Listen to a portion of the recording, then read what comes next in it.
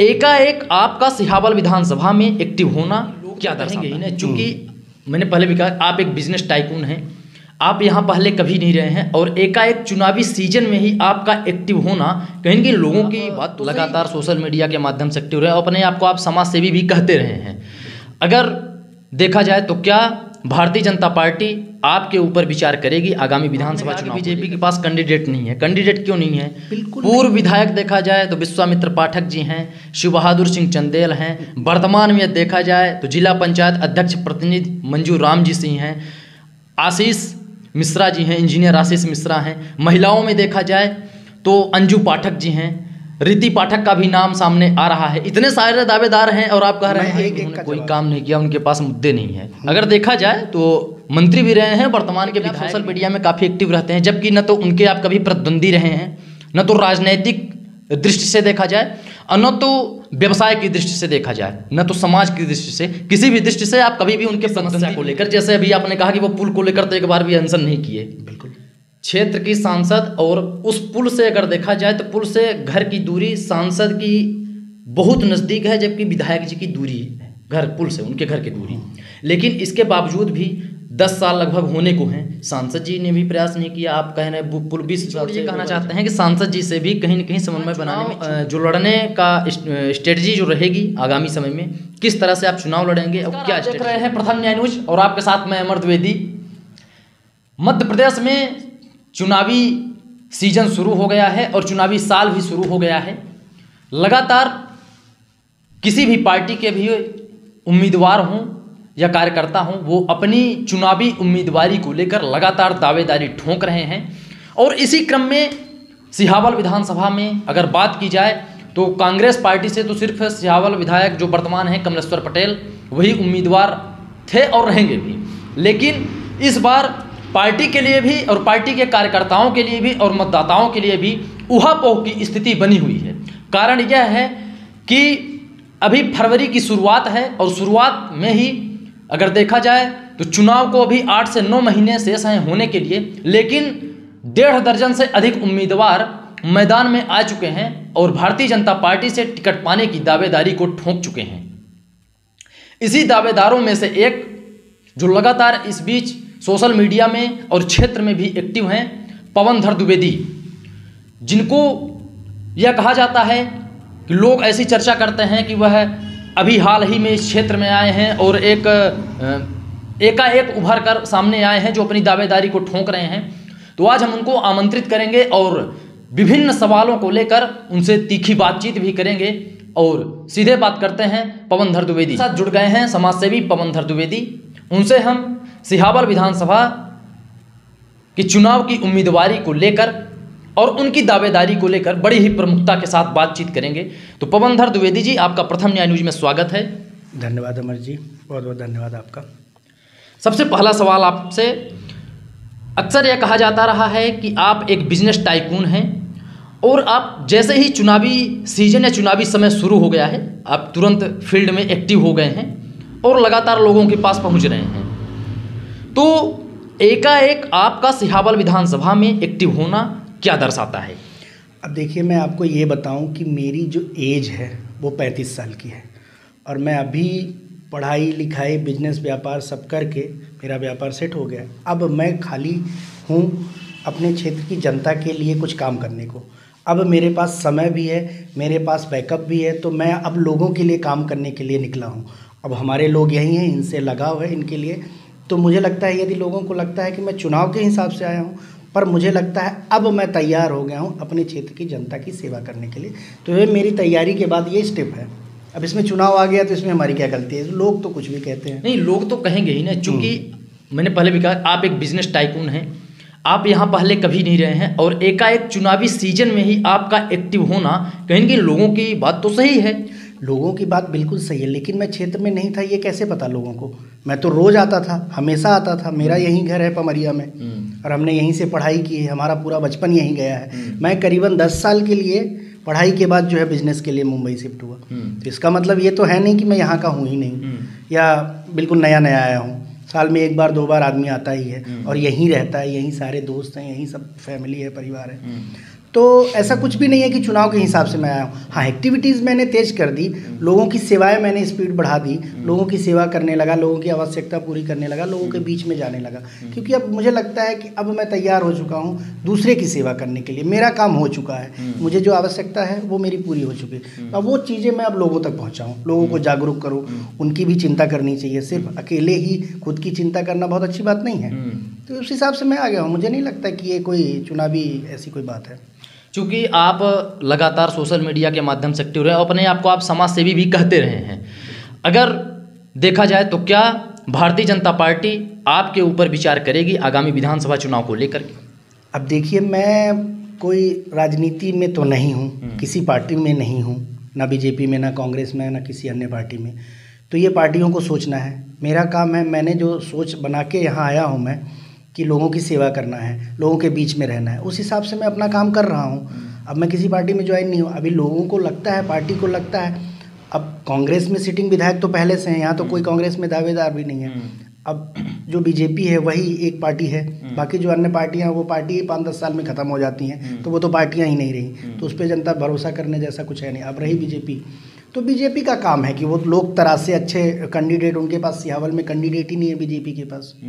जो पुराने हैं वो पहले ही निर्दलीय लड़ चुके हैं, बीजेपी के कैंडिडेट के सामने लड़ चुके हैं। तो ये बीजेपी का काम है या अन्य पार्टियों का काम है वो अच्छे कैंडिडेट ढूंढे। नहीं, तो आपने कहा कि बीजेपी के पास कैंडिडेट नहीं है। कैंडिडेट क्यों नहीं है? बिल्कुल पूर्व विधायक देखा जाए तो विश्वामित्र पाठक जी हैं, शिव बहादुर सिंह चंदेल हैं, वर्तमान में देखा जाए तो जिला पंचायत अध्यक्ष प्रतिनिधि मंजू राम जी सिंह हैं, आशीष मिश्रा जी हैं, इंजीनियर आशीष मिश्रा हैं। महिलाओं में देखा जाए तो अंजू पाठक जी हैं, रीति पाठक का भी नाम सामने आ रहा है। इतने सारे दावेदार हैं और आप कह रहे हैं। एक एक का जवाब देता हूँ जी। आपने नाम लिया है पाठक जी का जी। पाठक जी बीजेपी में थे, विधायक थे, अगले पंचवर्षीय 30-32 हज़ार वोटों से हारे। हाँ, उसके बाद वो उनका नेक्स्ट पंचवर्षीय जो है टिकट कट गया। तो फिर वो आप जिनका ठाकुर साहब का नाम लिया आपने, शिव बहादुर सिंह जी का, उनको टिकट मिला। वो 25,000 30,000 वोट के अंदर सिमट गए। इतनी बड़ी पार्टी जीती हुई, सेंटर में बीजेपी है, मध्य प्रदेश में बीजेपी, वो 25,000 वोट में 27,000 में सिमट गए। फिर पाठक जी ने जो अपोजिशन में जाके निर्दलीय उन्होंने चुनाव लड़ा तो वो कुछ वोट पाए, फिर बीजेपी में आए। तो मुझे तो नहीं लगता कि बीजेपी उन पे फिर से दांव लगाएगी, और जो 33,000 की मार्जिन से हार गए उन पे भी दांव लगाएगी। तो ये दोनों नाम तो सबसे पहले आप भी और जनता भी इसको किनारे कर दे, क्योंकि जनता ने इनको दिया, साथ दिया, पार्टी ने भी इनको दिया हाथ, और दोनों नहीं हुए सक्सेस। तो ये तो साइड कर दीजिए। अब तीसरा नाम आपने किसका लिया? मिश्रा जी का मिश्रा जी का आपने नाम लिया।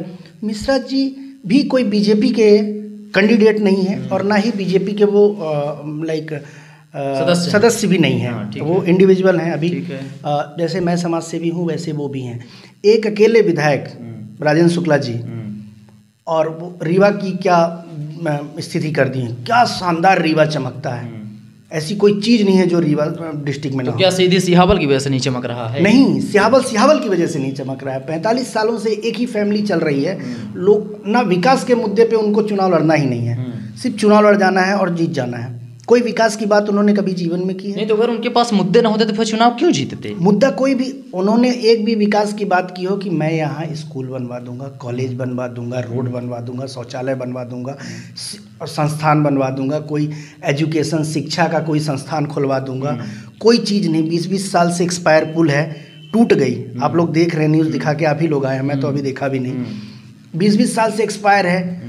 अब मंत्री भी 15 महीने के लिए बने थे। मुझे लगता है कि 15 महीने में पुल तैयार हो जाए। ये तो कितने साल से ठेका नया का चल रहा है। तो ये सारी चीज़ें जो है ना, सिहावल की जनता को गुमराह किया जा रहा है।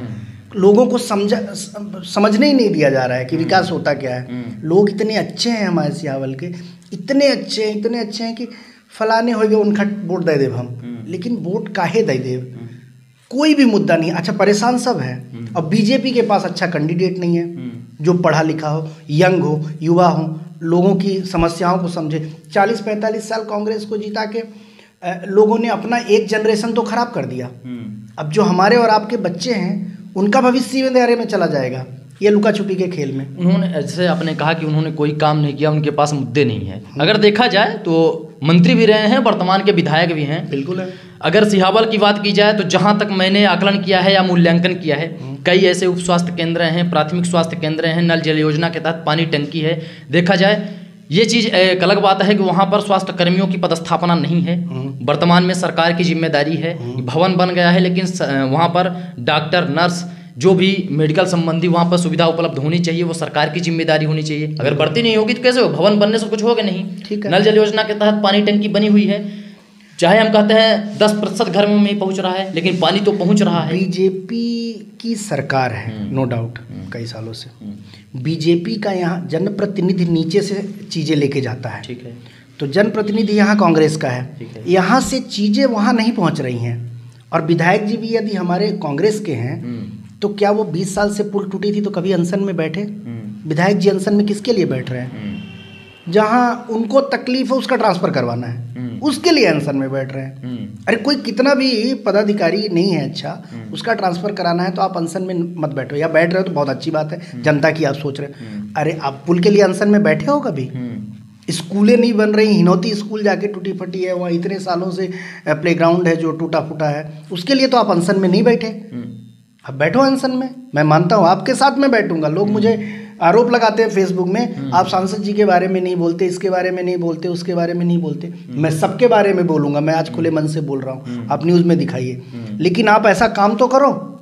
अब किया क्या है आपने सियावल के लिए? आज 15 साल से 10 साल से आप विधायक हो, आपने एक भी चीज़ का शिलान्यास किया हो? कुछ भी बनवा दोगे जो किसी काम का नहीं है। शौचालय बनवा दोगे, शौचालय कोई जा ही नहीं सकता है शौचालय। कई गौशालाएं उन्होंने बनवाई है। और कौन सी गौशाला रन कर रही है? चलो कौन सी? अरे जी, पैसा पब्लिक का नाम पे टेंडर उठाना और अपने पॉकेट में भरना आधा अधूरा काम करके, और फिर जब कोई संस्था चले ही नहीं, आपने बाथरूम बनवा दी, थाने के सामने बाथरूम बना हुआ है, आपने वाहवाही लूट ली, उसका रिबन काट दिया, एक भी आदमी उस टॉयलेट में जा रहा हो, एक भी औरत जो उसमें जा रही हो, हैं, कितनी समस्याएं होती हैं। मैं ये मुद्दा पिछले उसमें भी इंटरव्यू में भी किसी के साथ उठाया था कि सार्वजनिक जो शौचालय तक नहीं व्यवस्था की है मार्केट एरिया में।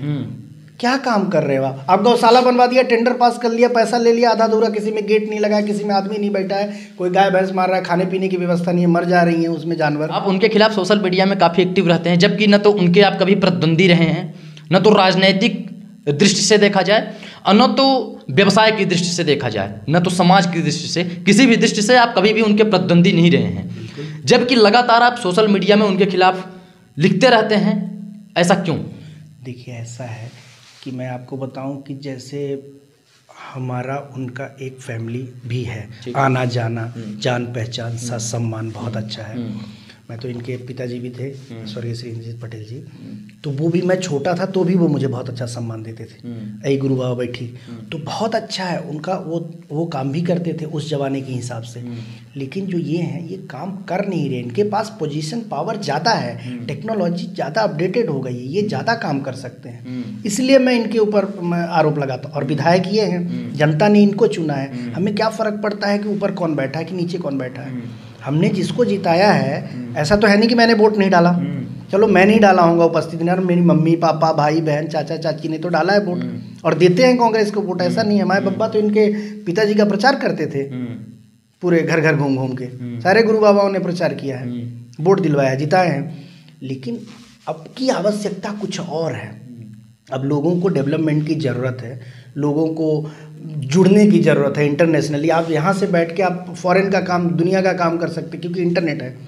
आपने एक भी संस्थान ऐसी खुलवाई कि बच्चियों तक को भी ट्रेनिंग मिल सके। आप 10 कंप्यूटर क्लासेस खुलवा दो फ्री में, एक कंप्यूटर की 30,000 की कीमत है, अब 3 लाख रुपए में खुलवा दो 10 कंप्यूटर, कम से कम बच्चियां उसमें पढ़ सके, नॉमिनल फीस कर दो। मैंने एक बार ये भी देखा था आपके फेसबुक पोस्ट में या किसी सोशल मीडिया प्लेटफॉर्म में मैंने देखा था कि आप उनके खिलाफ ये भी लिखे थे कि आप क्षेत्र में शिक्षा का कोई ऐसा जरिया उपलब्ध न करवा के आप सीधे भोपाल में जाकर के इंजीनियरिंग कॉलेज वगैरह। ये मैं उनका जन्मदिन था, जन्मदिन तो विश करना था, तो ये तो सौभाग्य की बात है, तो ये तो करना था, तो मैंने उनको विश किया और मैंने कहा भगवान इनको सद्बुद्धि दो कि ये जो कॉलेज स्कूल भोपाल में खुलवा रहे हैं, इंदौर में खुलवा रहे हैं, वो यहाँ खुलवा दें, बाहर के लोग यहाँ पढ़ने आए, क्यों नहीं आते? गुरुकुल जैसी स्कूलें, जंगलों में हॉस्टल खुले हैं, स्कूलें हैं, कॉलेजें हैं, बहुत सारी ऐसे एग्जाम्पल है, लोग वहाँ जाके पढ़ते हैं रह के। तो आप यहाँ खुलवा दो, बाहर के लोग आएंगे इंजीनियरिंग करने सिहावल में।